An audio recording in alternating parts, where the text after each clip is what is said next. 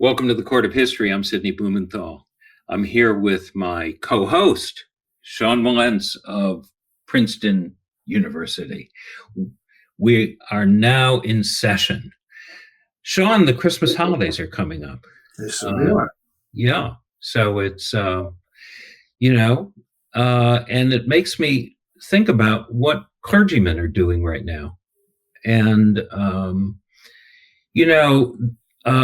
the clergy across the board used to be incredibly important, and they still are in American life, whether or not they're reported by the mainstream media or any media.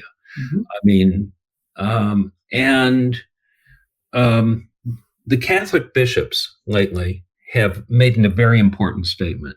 Mm-hmm. The U.S. Conference of Catholic Bishops had a plenary assembly in Baltimore in November. And they issued a pastoral letter condemning mass expulsions and expressed deep concern for the country and reaffirmed the protection of human dignity. And then the Pope weighed in, and Pope Leo XIV, and approved it. I don't know how much media attention it got, but it's a very, very important question. Sure, the millions of Roman Catholics in the United States. But, it all is kind of cognitive dissonance for someone who kind of grew up in the church, who have an uncle who was a priest. And that was a very, very different church than the one that the Conference of Bishops just, conferenced on. It was much the years of Cardinal Spellman and so forth. That was a very reactionary, very Irish reactionary Catholic church. That's the one I remember. To see this is really extraordinary to see how liberal the American church has become. And the fact that we have a Pope from Chicago who is a liberal is even more so. So I think it's something that we have to think about very, very much so in terms of political connections, because there's no question in my mind that the church, and not just the church, but Roman Catholicism writ large, philosophically actually, is playing a much bigger role in our politics than people understand. Yeah. It's a great influence. I'd like to introduce now somebody who knows a great deal about this, more than you and I do, and that is E.J. Dionne. E.J. is a professor at the McCourt School of Public Policy at Georgetown University. He's a senior fellow at the Brookings Institution, and he now writes a column for the New York Times. He was formerly a columnist for the Washington Post. He is the author of many, many books, most recently 100% Democracy, The Case for Universal Voting, Code Red, How Progressives and Moderates Can Unite to Save Our Country, Why the Right Went Wrong, and One Nation After Trump. But I have to say, my favorite book that he wrote, and it was quite a while ago, has a title that seems to be perennially relevant, which is about the Democratic Party. And the title is They Only Look Dead. So welcome to the Court of History. It's so great to be here. The subtitle was Why Progressives and Moderates Will Unite. I'm sorry, I'm getting the wrong subtitle of They Only Look Dead. It was basically why progressives would dominate the next political period.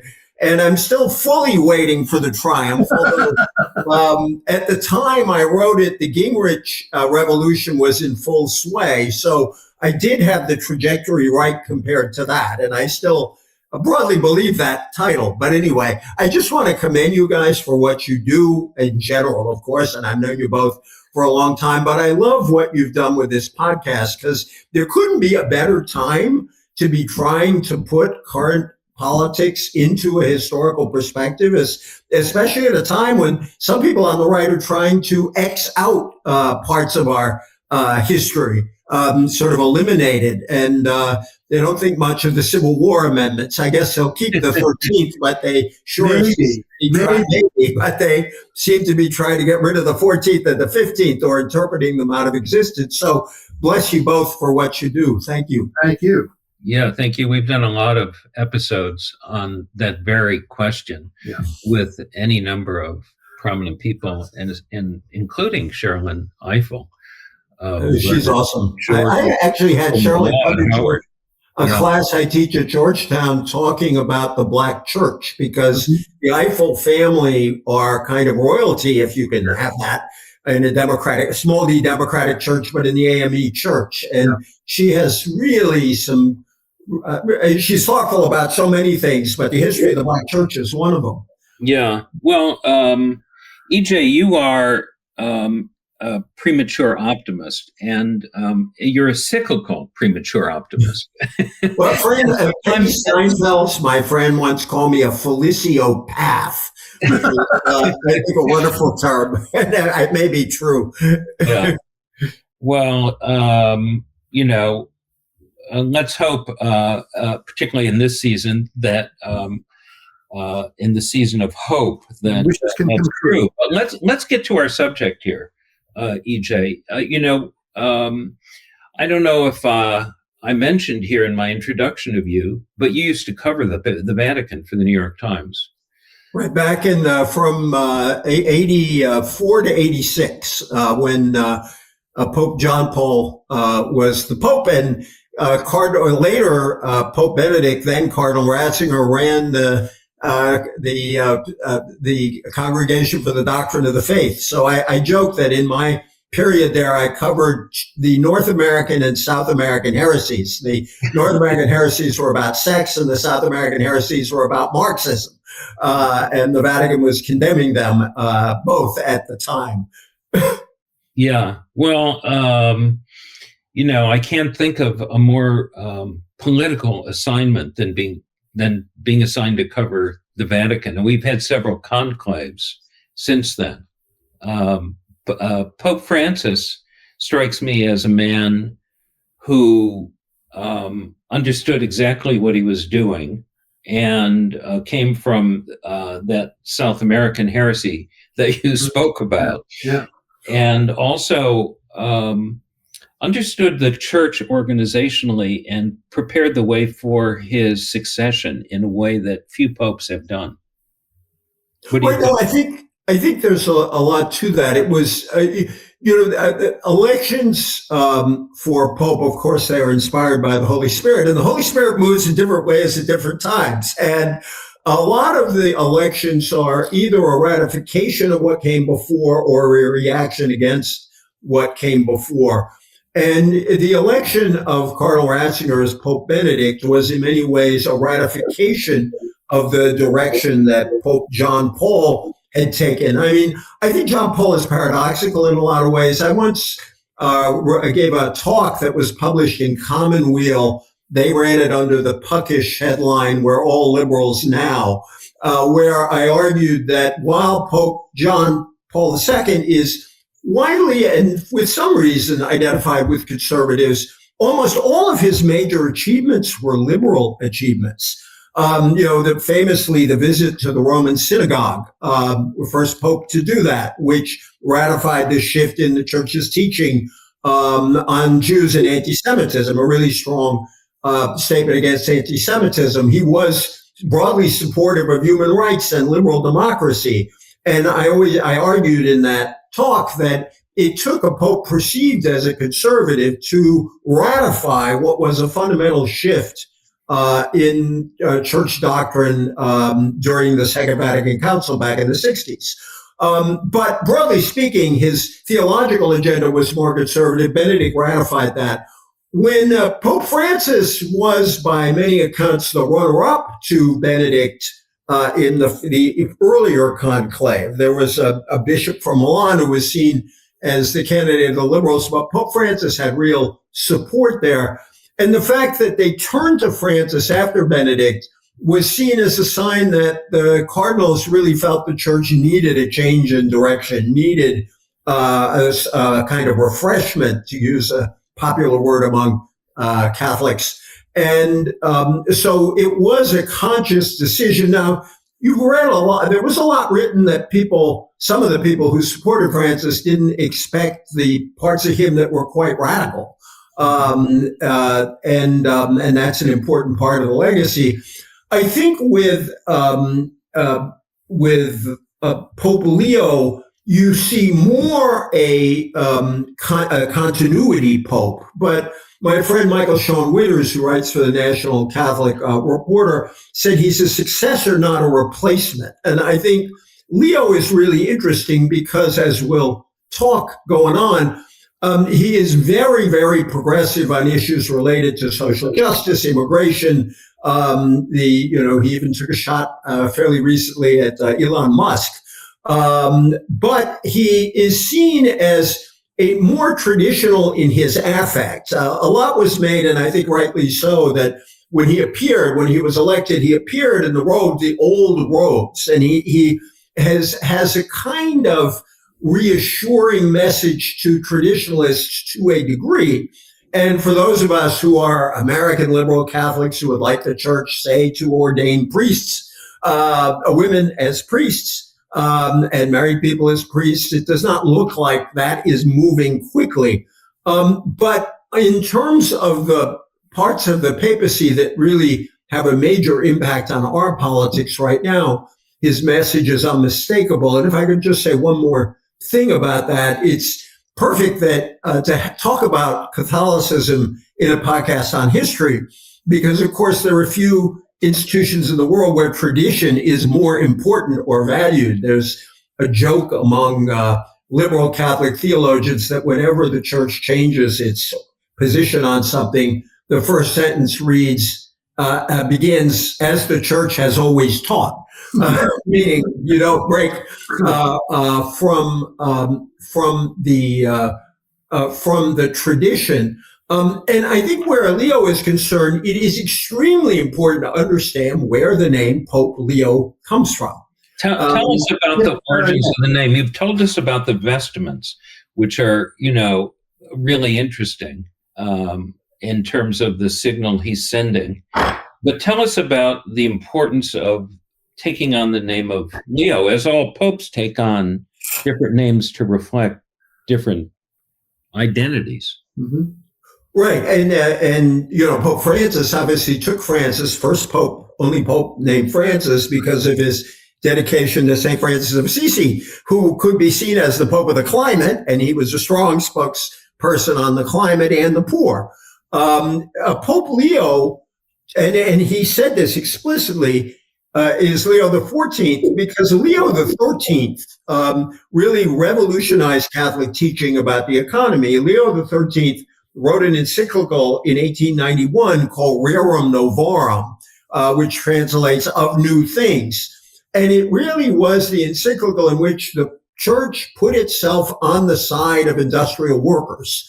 And it kind of created this balance that's always been part of Catholic social thought, which is that the church is not explicitly socialist, but it is more social democratic and Christian democratic. It's critical of capitalism's excesses. It supports private property, but opposes concentrations of economic power. But above all, it was seen as putting the church on the side of the workers.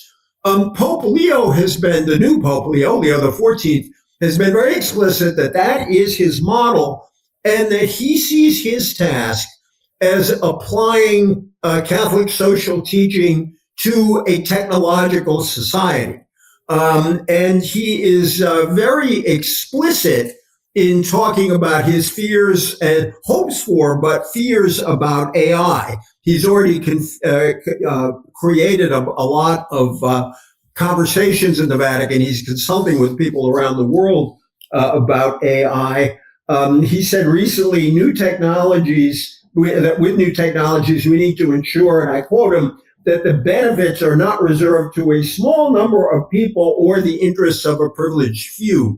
And so this name reflects the long continuity with the progressive side of Catholic social teaching, but also a particular engagement with what is the proper critique of the new technological world. Yeah, you have the Pope has also criticized Elon Musk. Yes, sir. Yeah. And Musk has notoriously said that He's spoken against empathy. Empathy is bad. Empathy is bad. And if anyone stands for empathy, it's Pope Leo. And you've written a column in the New York Times recently about the return of empathy and how it has affected our politics as well. Tell us about Leo and Musk and the value of empathy here. And it's not simply a feeling. It has real consequences in terms of society and politics. When Trump first started making the hats, I wanted to make a hat that said, "Make America Empathetic Again." And I used that in a talk. This is back in 2016. And this very nice man in the audience came up to me and he said, "I really like that. You're going to hear from me." And a few weeks later, I got a perfect replica of the Trump hat with "Make America Empathetic Again" on it. And our son was visiting and he saw the hat. And he said, "Dad, I love the hat." But he said, "You can't wear it because it looks too much like a Trump hat and people won't know what it says from a distance." Because, again, just an interview that he gave to a writer for Crux, who is writing a book, Elise Ann Allen, who's a writer for a Catholic website called Crux. He said, "We live in times when polarization seems to be one of the words of the day, but it's not helping anybody." And what he talked about was the polarization between the very wealthy and everyone else. One cause, which I think is significant, he went on, is the continuously wider gap between the income levels of the working class and the money that the wealthiest receive. For example, CEOs that 60 years ago might have been making 4 to 6 times more than workers were receiving. Last figure I saw, Leo said, it's 600 times more than average workers are receiving. And then he referenced specifically Elon Musk, and he referenced Musk because of what Tesla did to create a pay package that could make him the world's first trillionaire. And here's Leo again. Yesterday, the news is that Elon Musk is going to be the first trillionaire in the world. What does that mean? What's that about? If that is the only thing that has value anymore, we're in big trouble.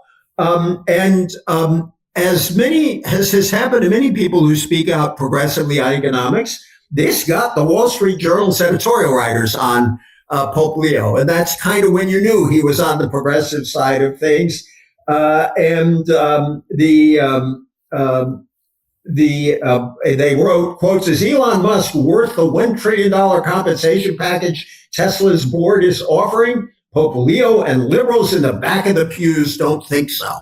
I was glad. I honored the Wall Street Journal for realizing that Catholics almost always fill up from back to front in the church. Very few Catholics walk up to the front of the church.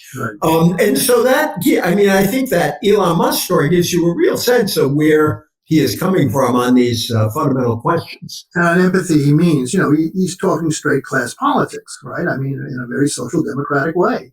We haven't seen the likes of this anywhere in world politics, really, for a very long time.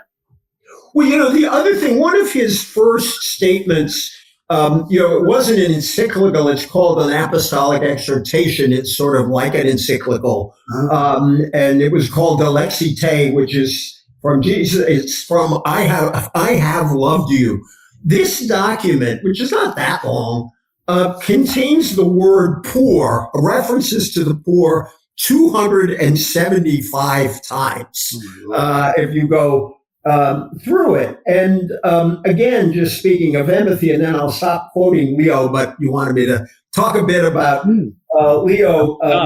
He said, the illusion of happiness derived from a comfortable life pushes many people towards a vision of life centered on the accumulation of wealth and social success at all costs, even at the expense of others, and by taking advantage of unjust social ideals and political economic systems that favor the strongest. And he goes on from there. But, when he talks about empathy, to go back to where we started, it is, what the church has called the preferential option for the poor. It's particularly empathy for the marginalized, the left out, the poor, the migrant.